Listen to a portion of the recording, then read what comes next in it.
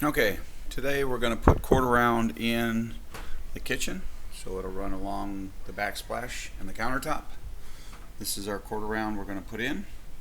I'll go outside and cut it on a compound miter saw, and then we'll caulk it and put it in place. So we'll walk outside. I'll show you where the compound miter is. We'll take a piece right here. We'll lay it down on the compound miter. You'll set it for a 45-degree angle, and then you'll just drop the hammer, cut it on the 45, pull it all the way through to the other end, and then you cut it on the 45 again, and then we'll go ahead and put the long piece in. What we'll do on the other piece is we'll measure it, and then we'll make sure we cut that on a 45 as well.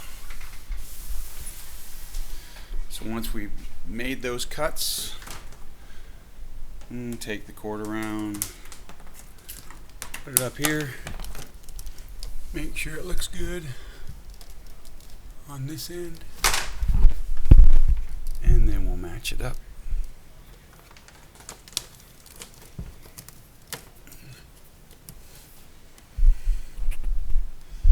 Now it's matched up. It runs the whole length.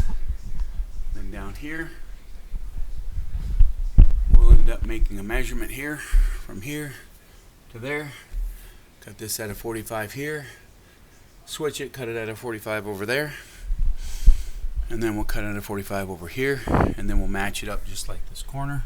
So it'll look just like this. And then we'll run a piece back in behind. And then we'll do a straight cut back here.